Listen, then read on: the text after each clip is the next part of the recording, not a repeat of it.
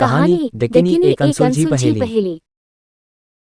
कहते हैं जीव के शरीर में एक परमतत्व का वास होता है।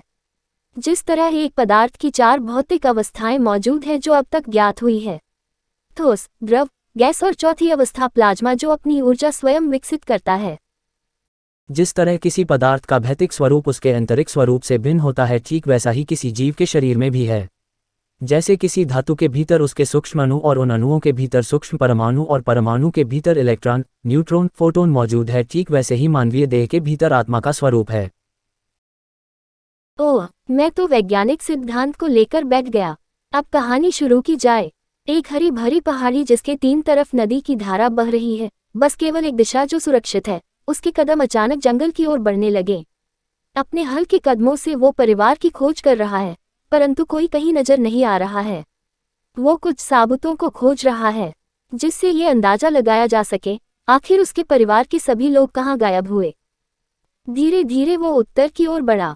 तभी उसकी दृष्टि एक रहस्यमयी पदचिह्न पर पड़ी जो जंगल की ओर जा रही थी। उस पदचिह्न की अंगुलियां कुछ अलग थी, पूरी तरह मनुष्य पदचिह्न ही था, बस उसकी दिशा उल्टी थी।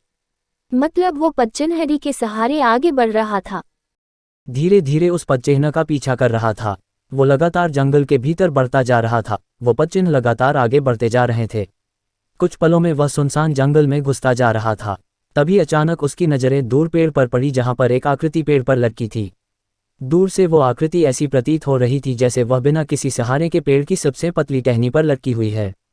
वो टहनी इतनी कमजोर है जो हल्के से दबाव से टूटकर गिर जाती, परंतु ये क्या, जब वो धीरे धीरे उस आकृति के पास गया तो सब स्पष्ट होने लगा। वास्तव में उस लकड़ी पर एक भारी भरकम मानवाकृति लटकी हुई थी।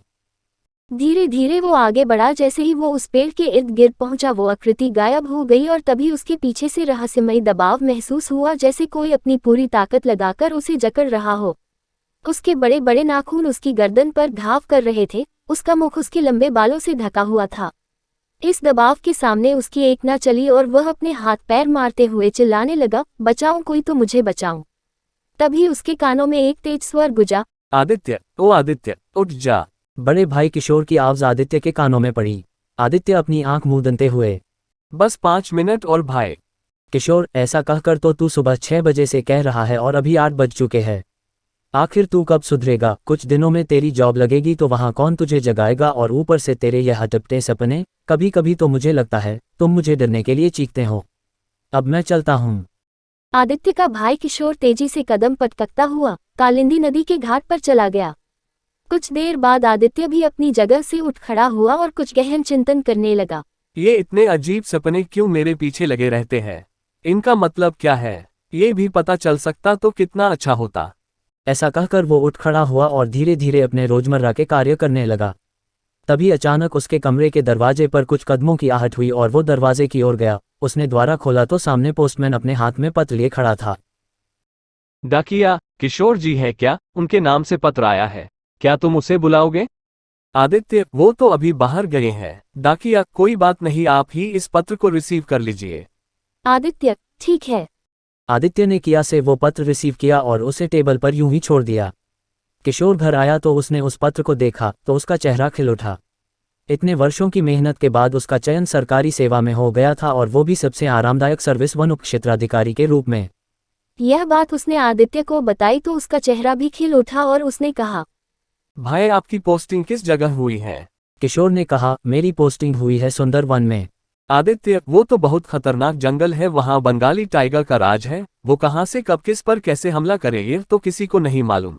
किशोर, जॉब तो करनी ही होगी मुझको। आदित्य, ठीक है, पर मैं आपको अकेले नहीं जाने दूंगा। किशोर, नहीं, वहाँ बहुत खतरा है भाई, मैं तुम्हें मम्मी पापा के पास भेज दूंगा। आदित्य, ये तो गलत बात है भाई। माँ और पिताजी को मैं सब कुछ बता दूंगा, पर मैं तुम्हारे साथ ही चलूंगा। किशोर, ठीक है, पैकिंग कर लो, सुंदरवन जाने से पहले हमें गांव जाना है। उसकी तैयारी कर लो, कल सुबह ही हम गांव के लिए निकल जाएंगे। अगली सुबह वो दोनों भाई तेजी से अपने गांव की ओर गाड़ी लेकर निकल पड़े, परंतु ये क्या, अभी उन्होंने चलना भी शुरू नहीं किया था, उनके साथ कुछ ऐसी घटनाएं घटने लगी जो उनके मार्ग की बाधा बन रही थी। एकाएक जोरदार आवाज हुई और उसकी गाड़ी के टायरों की हवा निकल गई और वो पेड़ से टकराते टकराते बचे। आगे की कहानी जानने के लिए सब्सक्राइब करें।